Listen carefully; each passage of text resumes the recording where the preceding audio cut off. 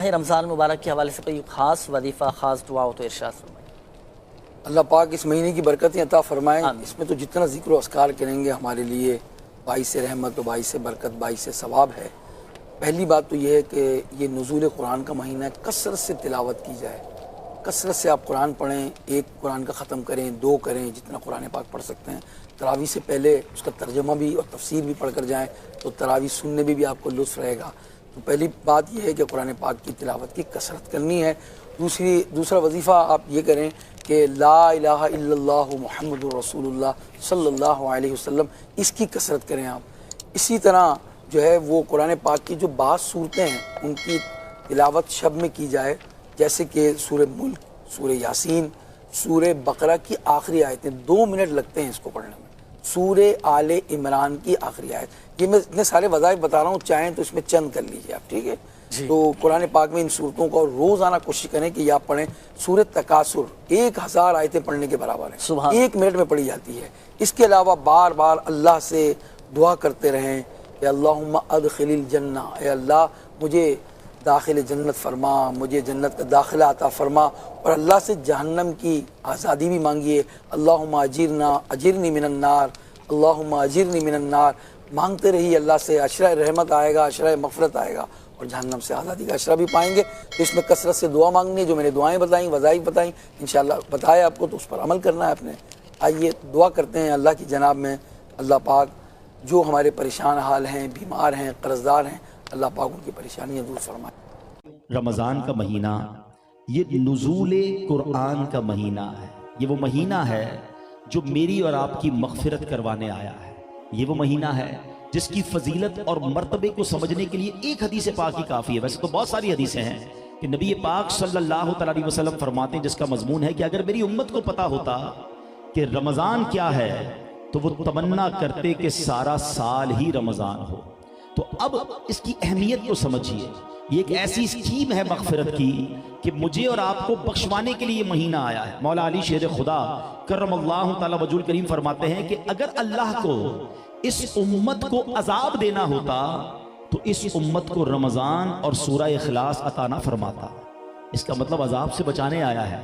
तो अब मुझे इस महीने के साथ कितना अटैच होना है, मुझे इस महीने को किसको कहना कि एहतियात और एहतिमाम से गुजारना है।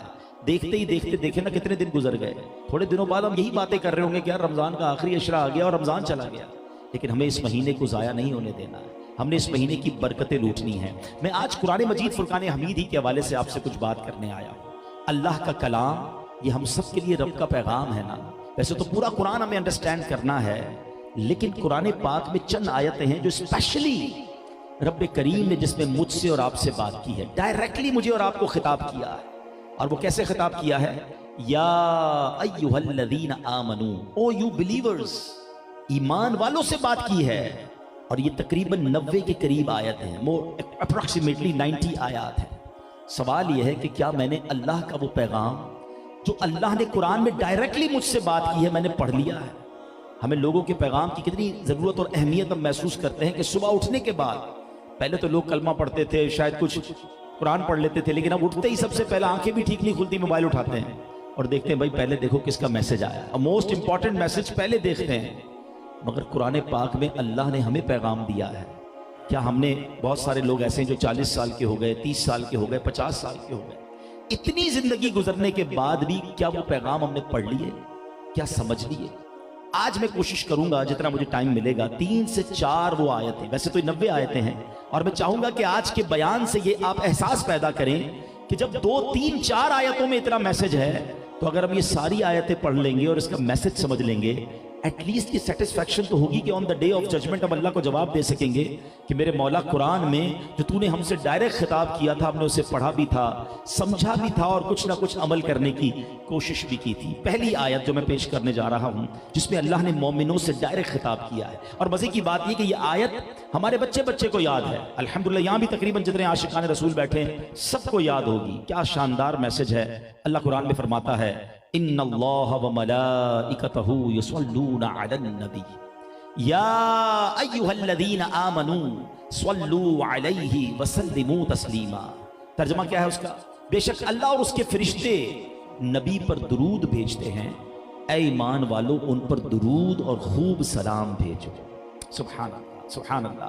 इस एक आयत से हमें क्या सीखने को मिला? अल्लाह ने मोमिनों से क्या फरमाया? ऐ मोमिनों देखो, अल्लाह और उसके फरिश्ते दुरूद भेजते हैं उस नबी पर। कुरान में बहुत सारे अहकाम है जिसमें हमें हुक्म दिया गया नमाज पढ़ने का, रोजा रखने का, ज़कात देने का। 32 टाइम्स नमाज के साथ ज़कात का जिक्र आया है। बहुत सारे अहकाम है कुरान पाक में, मगर कोई भी कुरान का ऐसा ऑर्डर नहीं है जिसमें रब ने यह फरमाया हो कि मैं भी करता हूं, ऐ मेरे बंदो फरिश्ते भी करते हैं, तुम भी कर लो। ओनली देयर इज अ दुरूद पाक। इससे अंदाजा होता है कि नबी पाक अलैहिस्सलाम का मर्तबा अल्लाह की बारगाह में कितना बड़ा है और दुरूद पाक का मकाम कितना बड़ा है कि अल्लाह भी दुरूद भेज रहा है, फरिश्ते भी दुरूद भेज रहे हैं। ऐ ईमान वालों तुम भी अपने नबी पर खूब दुरूद भेजो और सलाम भेजो। यहां उलमा ने इस आयत पर बड़ी शानदार डिबेट की है कि हजरत आदम अलैहिस्सलाम को एक शरफ मिला और बहुत बड़ा शरफ मिला कि उनको सारे फरिश्तों ने सजदा किया। इब्लीस जो कि फरिश्ता नहीं था वो उसने सजदा नहीं किया, तकब्बुर किया, लेकिन सारे फरिश्तों ने सजदा किया। ये बहुत बड़ा मकाम है कि अल्लाह ने फरिश्तों को हुक्म दिया कि आदम को सजदा करें। मगर मेरे आका आखिरी नबी सल्लल्लाहु अलैहि वसल्लम का मकाम देखें कि उनको उससे भी बड़ा शरफ अता किया गया कि सिर्फ फरिश्ते नहीं, फरिश्ते भी दुरूद भेज रहे हैं और रब भी दुरूद नाजिल फरमा रहा है। हाँ, इसको कैटेगराइज करना होगा, ये समझिएगा। अल्लाह का दुरूद भेजना और है और फरिश्तों को दुरूद भेजना और है। अल्लाह जो दुरूद भेज रहा है वो करीम है, वो मालिक है, वो खालिक है, वो रसूल पाक अलैहिस्सलाम पर रहमतें नाजिल कर रहा है। और हम और फरिश्ते जो दुरूद भेजते हैं, एक्चुअली हम बारगाह इलाही में दुआ करते हैं कि अल्लाह हमारे आका और मौला जनाब मुहम्मदुर रसूलुल्लाह सल्लल्लाहु अलैहि वसल्लम पर अपनी रहमतें नाजिल फरमा। हम रिक्वेस्ट कर रहे होते हैं और अल्लाह रहमतें नाजिल फरमा रहा होता है। तो पहली बात ये पता चला कि हजरत आदम को जो शरफ मिला था कि सारे फरिश्तों ने सजदा किया, लेकिन हमारे आका को यह शरफ दिया गया कि फरिश्ते भी दुरूद भेज रहे हैं और रब भी दुरूद भेज रहा है। अच्छा, एक और खूबसूरत बात जो अरबी ग्रामर को थोड़ा सा समझते हैं, यहां एक लफ्ज लाया गया युसल्लून। ये दलालत क्या करता है, ये इशारा क्या करता है? ऐसा नहीं फरमाया कि अल्लाह और उसके फरिश्तों ने एक बार दुरूद भेज लिया है, ऐ मेरे बंदों, ऐ ईमान वालों तुम भी दुरूद भेजो। नहीं, फरिश्तों ने हजरत आदम को एक बार सजदा किया था, मगर युसल्लून दलालत कर रहा है कि ये कंटिन्यू वर्ब है, ये मुसलसल अमल है। सुभान अल्लाह। इसका मतलब ये हुआ कि अल्लाह और उसके फरिश्ते लगातार नबी पाक पर दुरूद नाजिल फरमा रहा है, रब दुरूद नाजिल फरमा रहा है, फरिश्ते दुरूद भेज रहे हैं। तो ये शान है सरकार दो आलम सल्लल्लाहु अलैहि वसल्लम की। अब हमें क्या करना चाहिए? इस आयत से पता चला कि हमें बाकायदा एक ऑर्डर मिला है कुरान से। कुरान ने, अल्लाह ने डायरेक्टली ईमान वालों से फरमाया है कि तुम भी उन पर दुरूद और खूब सलाम भेजो। एक बात रियलाइज कर लीजिएगा कि नबी पाक को हमारे दुरूद की हाजत नहीं है। वहां तो अरबों खरबों सुबह शाम दुरूद पाक भेजे जा रहे हैं। ये एक्चुअली हमें चांस दिया गया है कि तुम भी दुरूद पढ़ लो ताकि तुम्हारी झोली भी भर दी जाए, तुम्हारे बिगड़े काम भी सवर जाएं। और कितनी हदीसें हैं नबी पाक की कि दुरूद पाक की फजीलत पर प्यारे आका ने बयान फरमाया। नबी पाक फरमाते, जिसका मजमून है तुम में से क़यामत के दिन मेरे सबसे ज्यादा नजदीक वो होगा कि जो दुनिया में मुझ पर ज्यादा दुरूद पाक पढ़ने वाला होगा। मुझे सच बताओ, क़यामत के दिन हमें किसकी सबसे ज्यादा हाजत होगी? क़यामत के दिन को कौन सी हस्ती होगी जो हमारे काम आने वाली होगी? वहां तो बड़ी डिफिकल्टीज हैं, आमाल नामे खोले जाएंगे, पुल सिरात से गुजरना होगा, शदीद गर्मी होगी, पानी की तलब होगी, मगर हर प्रॉब्लम का अगर सॉल्यूशन देखें तो जाते पाक के मुस्तफ़ा सल्लल्लाहु अलैहि वसल्लम में नजर आता है, क्योंकि मेरे आका शाफ़ाए रोजे महशर हैं। ठीक है, बड़ी गर्मी होगी, मगर बरेली के ताजदार कहते हैं ना कि ठंडा ठंडा मीठा मीठा पीते हम हैं, पिलाते ये हैं। ठीक है, पुल सिरात से गुजरना होगा, मगर सल्लिम सल्लिम की ढारस से पुल से पार चलाते ये हैं। हमें मालूम है आमाल नामे खुलेंगे और हमें ये भी पता है हम बड़े गुनाहगार हैं, हमारा पर्दा खुल गया तो मारे जाएंगे। मगर सुनो, बरेली के ताजदार हमें तसल्ली देते हैं कि अपने कर्म से हम हल्कों का पल्ला भारी बनाते ये हैं। अपनी बनी हम आप बिगाड़े, कौन बनाए?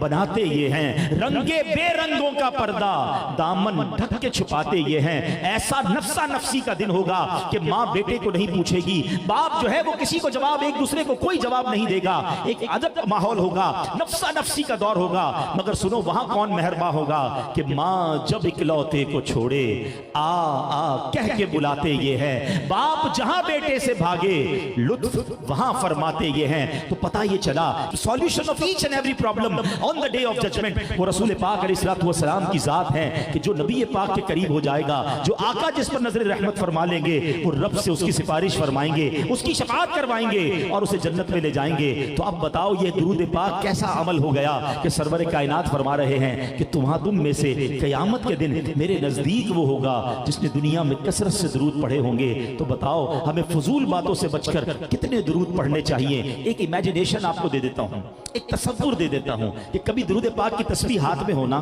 तो आंख बंद करना और ये सोचना कि मैं जितने दुरूद पढ़ रहा हूं ना उतना नबी पाक के करीब होता जा रहा हूं। महशर का दिन है, अरबों खरबों लोग हैं, मैं पता नहीं कहाँ होऊंगा, मेरे आका कहाँ होंगे, लेकिन मैं दुरूद पढ़ रहा हूँ और आका के करीब होता जा रहा हूँ। सच बताऊं, जब ये इमेजिनेशन आपको मिल जाएगी ना, फिर दुरूद पढ़ने का बड़ा जी चाहेगा, फिर आप कसरत से दुरूद पढ़ने वाले बन जाएंगे। और अगर दुनिया में दुरूद पढ़ने वाले बन गए ना, आपके दुख, आपके टेंशन, आपकी बीमारियां, आपकी परेशानियां इंशाअल्लाह दूर हो जाएंगी। कि शायर कहते हैं, दुखों ने तुमको जो घेरा हो तो दुरूद पढ़ो, दुखों ने तुमको जो घेरा हो तो दुरूद पढ़ो, जो हाजिरी की तमन्ना हो तो दुरूद पढ़ो। तो हमें कसरत से दुरूद पाक पढ़ने हैं। तो एक कुरान पाक की आयत मैंने आपके सामने पेश कर दी है जिसमें अल्लाह ने मोमिनों से कलाम किया है। आइए चलते हैं दूसरी कुरान पाक की उस आयत में जिसमें अल्लाह ने हमसे, जी हाँ मुझसे और आपसे क्या बात की है, जरा वो सुनते हैं। और उसमें हुक्म क्या है। अल्लाह फरमाता है, या अय्युहल्लज़ीना आमनुत्तकुल्लाह वकूनू मअस्सादिकीन। ईमान वालो, अल्लाह का दूसरा फरमान सुन लो जो अल्लाह ने तुमसे और मुझसे बात की है। अल्लाह फरमाता है, ऐ ईमान वालो, अल्लाह से डरो और सच्चों के साथ हो जाओ। ये जरा समझने वाली बात है। सच की अहमियत और सच्चे लोगों की अहमियत कुरान यहां बता रहा है। दोस्त कैसे होने चाहिए, सोहबत और संगत कैसी होनी चाहिए। कुरान क्या कह रहा है, ऐ ईमान वालो, अल्लाह से डरो और सच्चों के साथ हो जाओ।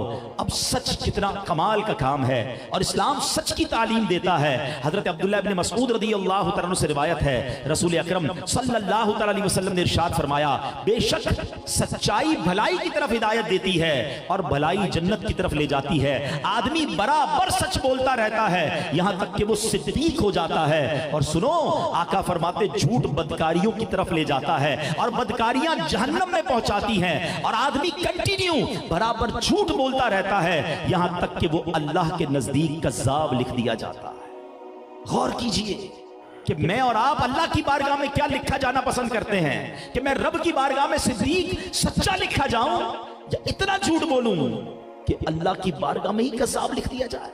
ये झूठ इतना बुरा अमल है कि हदीस पाक में आता है कि जिस मुसलमान जो बंदा एक झूठ बोलता है ना, उसके मुंह से इतनी बदबू निकलती है कि फरिश्ता 1 मील दूर हो जाता है।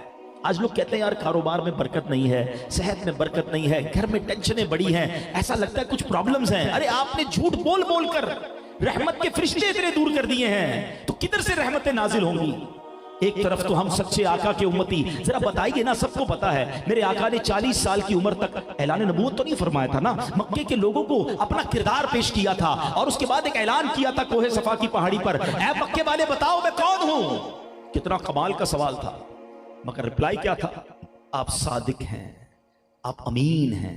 जो बुतों की पूजा करने वाले थे, जो अल्लाह को एक नहीं मानते थे, मगर नबी पाक का किरदार देखकर उन्होंने क्या कहा था, आप सादिक हैं, आप अमीन हैं। अच्छा मजे की बात देखो, नबी पाक ने जब ऐलान नबूवत किया ये लोग खिलाफ हो गए, जान के प्यासे हो गए, मगर अमानतें फिर भी नबी पाक के पास रखवाते थे। आपको वो याद होगी ना हिजरत की रात, जब नबी पाक कुफ्फारे मक्का के जुल्मों सितम से तंग आकर सहाबा को हिजरत का हुक्म दे चुके थे, और जब खुद नबी पाक मक्के जा रहे हैं तो क्या फरमाया था मौला अली से, ए अली मेरे बिस्तर पर आराम कर लेना और जो लोगों की अमानतें हमारे पास हैं वो वापस लौटाकर मदीने आना। अल्लाह अकबर, आका की जान के प्यासे भी हैं, मगर ये मानते थे हैं सच्चे, हैं अमानतदार। अरे कुरान कह रहा है, ऐ ईमान वालों सच्चों के साथ हो जाओ। आज मैं और आप सोचें कि पहले मैं सच्चा हूं कि नहीं, मैं सच बोलता हूं कि नहीं, और फिर मेरे दोस्त, मेरी गैदरिंग्स, मेरा उठना बैठना वो किन के साथ है। खुदारा झूठ को आम न समझें। प्रॉब्लम ये है कि पहले के लोग कभी कभी झूठ बोलते थे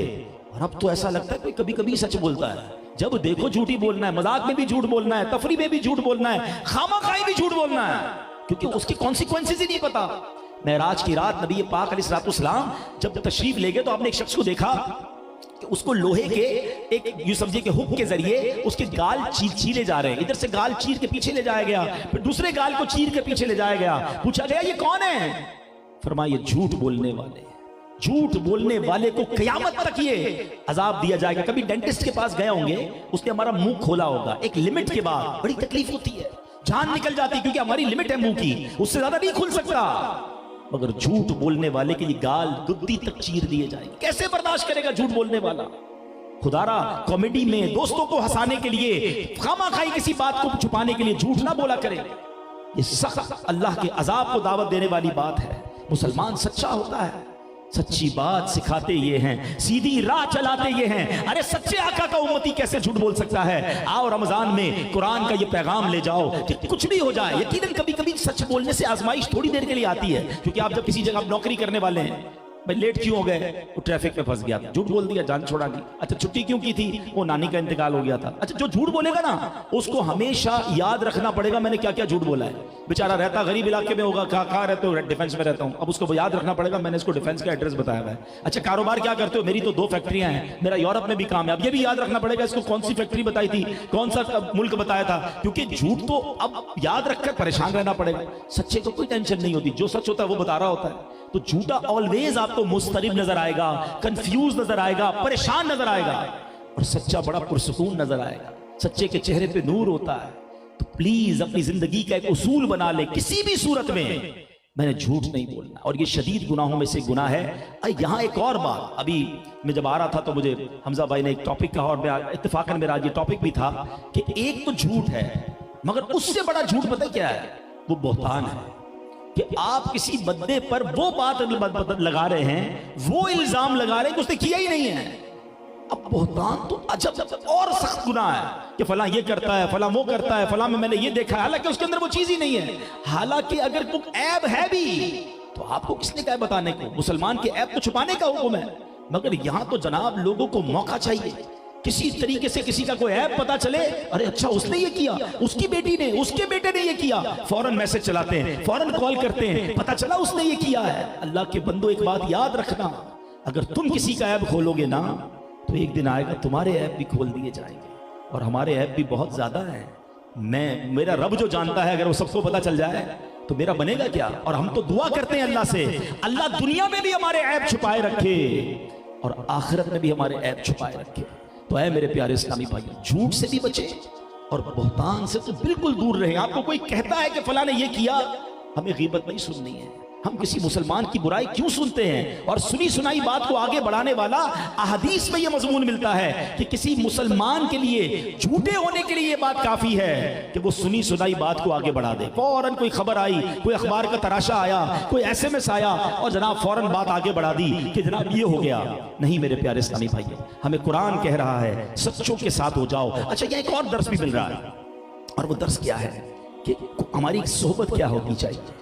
आपको पता है अहदीस में ये मजमून मिलता है कि हजरत उमर फारूक रज़ियल्लाहु तआला अन्हु फरमाते हैं, पहले हदीस सुन लें, नबी पाक ने फरमाया आदमी अपने दोस्त के दीन पर होता है तो उसे देखना चाहिए वो किससे दोस्ती कर रहा है। अब चेक कर लें कि हमारे दोस्त कौन हैं। एक और बड़ा प्यारा कॉल है कि दोस्त वो होता है जिसे देखकर खुदा याद आ जाए। जरा गौर करें, ऐसा कोई दोस्त है जिसको देखकर हमें खुदा याद आता है?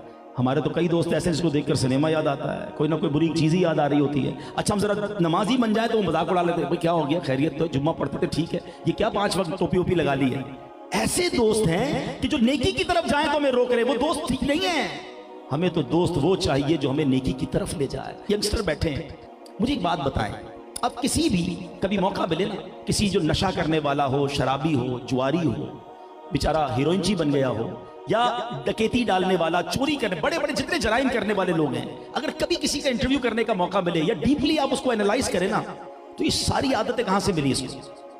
अगर आप गौर से देखेंगे तो ये दोस्तों से मिलती हैं। कभी भी घर वाले नशे की आदत नहीं डालते, किसी के माँ बाप प्लान नहीं करते चलो बेटा तुमको चोरी सिखाते हैं। ये सारी बुरी आदतें, जितनी बुरी आदतें हैं, ये कहां से मिलती हैं? ये सोहबत से मिलती है। ये उन लोगों के लिए पैगाम है जो यंगस्टर कहते हैं नहीं जनाब मैं शराब नहीं पीता, दोस्त पीते, मैं तो कंपनी दे रहा होता हूं, मैं थोड़ी पीता हूं, मैं जुआ नहीं खेलता जनाब, वो दोस्त खेल रहे होते हैं, मैं सिर्फ बैठा होता हूं, मैं कहां नशा करता हूं, मैं तो सिर्फ उन्हें कंपनी कंपनी देता हूं। ये बहुत बुरी आदत है, आप उनको कंपनी दे रहे हैं जिन पर अल्लाह की लानत बरस रही है। यही चिंगारी एक दिन तुम्हारे कपड़ों को और तुम्हारी बातिन को जलाकर रख देगी। अगर एक कंपनी लेनी है तो उनकी कंपनी लो जिन पर रहमतें बरस रही हैं, जिन पर अल्लाह राजी हुआ है। कुरान कह रहा है कूनू माअस सादिकीन, सच्चों के साथ हो जाओ। मगर हम झूठों के साथ बैठते हैं, हम शराबियों के साथ बैठते हैं, हम बेहयाई की बातें करने वालों के साथ बैठते हैं और हम कहते नहीं जनाब मैं नहीं जाता। खुदारा ये दिल से ख्याल निकाल दो कि मैं कुछ नहीं करता, मैं सिर्फ बैठता हूं। मुझे एक बात बताइए ना, किसी बिल्डिंग में आग लग जाए, आपका घर 3rd फ्लोर पर हो,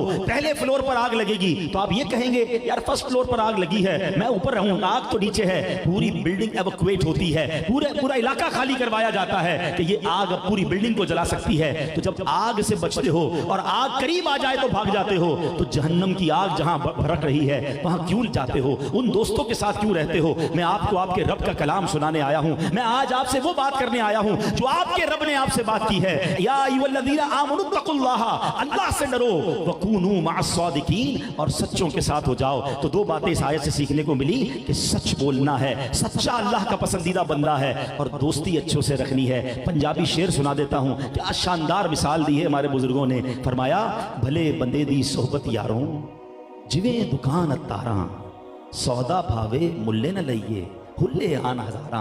कहते अच्छे बंदे की सोबत ऐसी है जैसे परफ्यूम की, इत्र की दुकान। जब इत्र की दुकान पे जाते हैं, परफ्यूम शॉप पे जाते हैं, तो क्या होता है, पैसे खर्च करे ना करे, कुछ ना कुछ खुशबू फ्री में आ रही होती है, बल्कि थोड़ा बहुत तो वो सैंपल भी लगा देता है, घर आकर भी खुशबू आ रही होती है। कितनी प्यारी शॉप पे गया था, फ्री में खुशबू मिल गई। ये है अच्छे बंदे की सोहबत। और बुरे बंदे दी सोहबत यारों, जिवें दुकान लोहारा, कपड़े पावे कुंज कुंज पाइये, चिंगा पहन हजारा।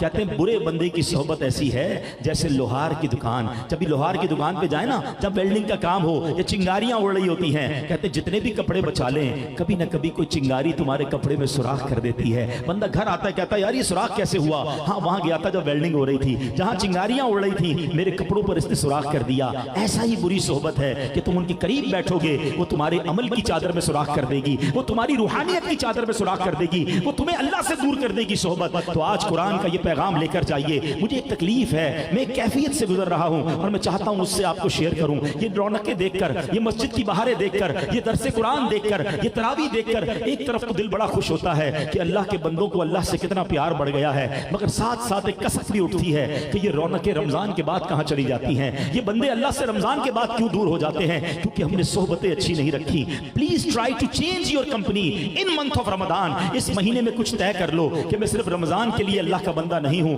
मैं रमजान के बाद भी अल्लाह का बंदा हूं, मैं रमजान में भी रहमान का बंदा हूं, मैं रमजान के बाद भी रहमान का बंदा रहूंगा। हम शैतान की बातों में क्यों आ जाते हैं? अगर इसको लॉजिकली समझे ना, तो रमजान एक्चुअली डेट प्रैक्टिस है। रमजान में मेरी और आपकी पूरा महीना शैतान को बंद करके एक प्रैक्टिस करवाई जा रही है कि देखो शैतान बंद हो गया है, इबादत कर लो। हम इबादत कर रहे हैं। प्रैक्टिस हमेशा मुकाबले के लिए होती है, फाइनल मैच बाद में होता है, पहले प्रैक्टिस होती है। कमाल यह है कि सारा महीना प्रैक्टिस करते हैं और ऐसा लगता है पहली गेंद पर ही आउट हो जाते हैं। जैसे ही चांद नजर आता है मस्जिदें वीरान हो जाती हैं, जैसे ही ईद का चांद नजर आता है लोग नमाजों से दूर हो जाते हैं। मैं एक चोट करने वाला जुमला कह रहा हूं, जरा दिल से सुनना।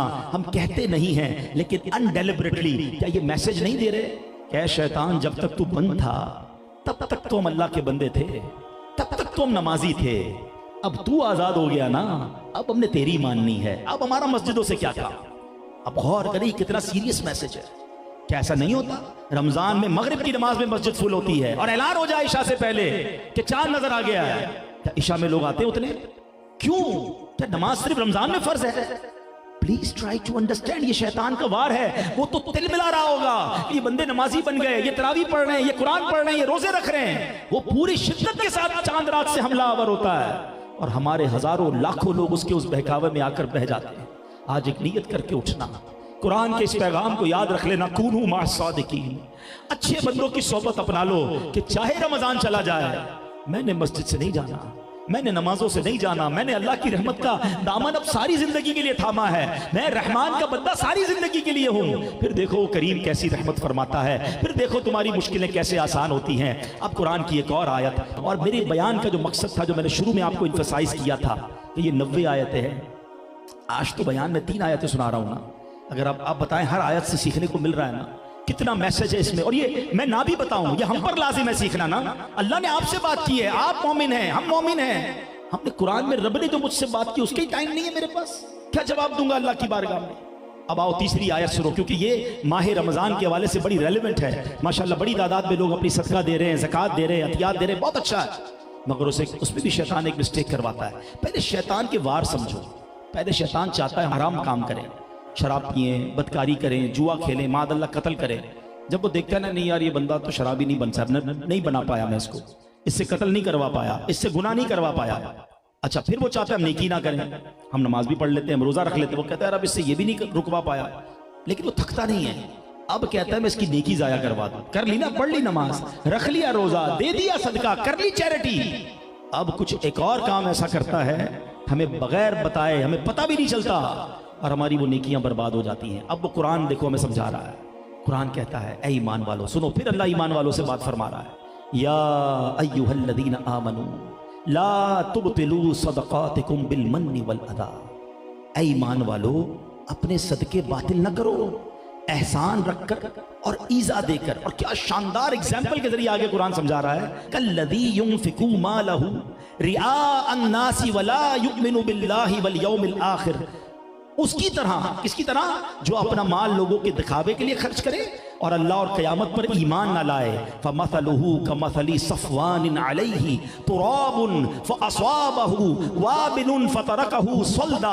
मिसाल कैसी दी? उसकी कहावत ऐसी है जैसे एक चट्टान, उस पर मिट्टी हो, उस पर जोर का पानी पड़ा जिससे निरा पत्थर कर छोड़ा। मिट्टी तो चली गई पानी बरसने से, वो चिकनाहट खत्म हो गई, वो मिट्टी खत्म हो गई और पत्थर फिर साफ हो गया। सुभान अल्लाह। वल्लाहु ला यहदिल कौमल काफिरीन। फरमाया कि अल्लाह करीम जो है काफिरों को हिदायत नहीं देता।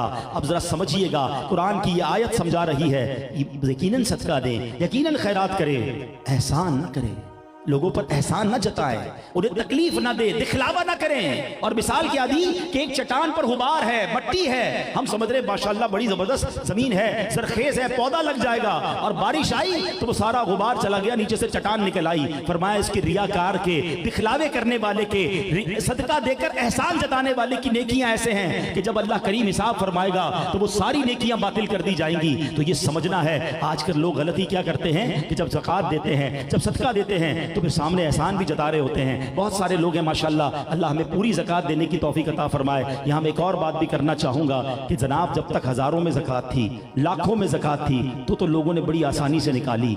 अब जब ज़कात करोड़ों में पहुँची है तो कई लोग अब जो है वो अब असल इम्तिहान ही अब शुरू हुआ है कि अब अल्लाह पाक ने पिछले 2-4 सालों में कारोबारी लोगों को बड़ा नवाजा है। कई लोगों की ज़कात डबल हो गई है और अब बहुत बड़ी तादाद में लोग पूरी ज़कात नहीं निकाल रहे।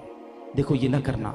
हदीस पाक का मजमून है कि ज़कात माल का मैल है, जिस माल में ये मिल गया ना उस माल को बर्बाद कर देगा। ये माल हमारा नहीं है, माल अल्लाह का, अल्लाह की राह में खर्च करने का है, और ये तुम्हारे माल को और बरकत वाला कर देगा। आप पूछ लेना उनसे जो ज़कात देते रहे, हर साल ज़कात देने वाले का माल बढ़ता है, उसकी ज़कात हर साल बढ़ती है। कैसे बढ़ती है? क्योंकि वो अल्लाह की राह में खर्च कर रहा है, अल्लाह उसे इंक्रीज फरमा देता है। तो कभी भी ज़कात को पहले तो बोझ मत समझना, बल्कि सच्ची बात यह है कि जब भी अल्लाह की राह में खर्च करो, जब भी ज़कात दो, अल्लाह का शुक्र अदा करना कि मेरे मालिक तूने देने वाला बनाया, तूने मांगने वाला नहीं बनाया। आज मैं किसी को ज़कात दे रहा हूँ, हो सकता है मैं भी किसी के दरवाजे पर खड़ा होता कि जनाब बच्चों के लिए खाने के लिए पैसे नहीं, माँ के इलाज के लिए पैसे नहीं, मेरी बहन की शादी है जहेज के लिए पैसे नहीं। अल्लाह ने मुझे, मेरा क्या कमाल था कि मुझे देने वाला बना दिया, तो इसमें तो कोई मेरा कमाल ही नहीं है। ज़कात देकर बंदा सजदा शुक्र भी अदा करे, अल्लाह तेरी रहमत, तेरी मेहरबानी, तूने देने वाला बनाया। तो पहली बात हमेशा अल्लाह का एहसान मानना, ज़कात देते वक्त बोझ फील ना करना और खुश दिली से अल्लाह की राह में खर्च किया करो। और दूसरी बात, जब भी खर्च करें अपना कोई कमाल ना समझें, उस पर एहसान ना जताएं। याद है ना मैंने कर्जा दिया था, भूल तो नहीं किया, तेरे बच्ची की शादी करवाई थी, चप्पल पहनकर आया था मेरे पास, मैंने नौकरी लगा दी थी, आज तेरा कारोबार इधर पहुंच गया।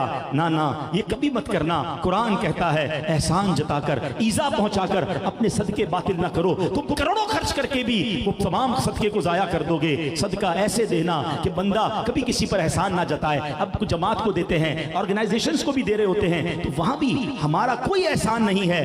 यकीन करें वो लोग जो हमारी ज़कात को प्रॉपर यूज करते हैं, हैं, असल एहसान उनका है कि जो हमारा फरीजा अदा करने में हमारी मदद कर रहे हैं। तो अल्लाह करे कि कुरान के इस पैगाम को भी हम प्रॉपरली लेने में कामयाब हो जाएं कि जब भी किसी की मदद करें। वो हमारे बुजुर्गों का क्या तरीका था। आजकल लोग क्या कहते हैं भाई, अब मैं आपको शैतान के वार बताता हूं। किसी को उम्रे पे भेजाना, मेरे लिए खास दुआ करना, काबे को देखकर पहली दुआ मेरे लिए करना, हर चक्कर में दुआ करना, इतनी सारी कंडीशंस।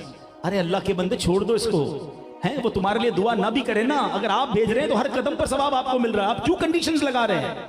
हजरत उम्मे सलमा रदी अल्लाह तआला अन्हा उम्मुल मोमिनीन हैं, अपने गुलाम को भेजा कि जाओ जाकर सदका देना, और जिसको सदका देना ना उसको हमारे लिए कुछ और दुआ के लिए मत कहना, और अगर वो कोई दुआ कर दे तो नोट करके आना। तो गुलाम गया और जाके उसने सदका दिया। तो उस फकीर ने हाथ उठाकर दुआ दी कि या अल्लाह सदका देने वाले को ये भी अता फरमा, ये भी अता फरमा। गुलाम वापस आया और आकर कहा कि माँ जी उसने आपको ये दुआएं दी हैं। आपने हाथ उठाया, आपने एग्जैक्टली वो दुआएं फकीर के लिए की। आपने फरमाया दुआ का बदला दुआ हो जाए, सदके का सवाब तो अल्लाह से लेंगे। लुक एट द वे, भाई मुझे क्यों चाहिए इससे मदद, मैं क्यों अपनी पजीराई चाहता हूं कि ये मेरा शुक्रिया अदा करे, मैंने इसको घर दिलाया है?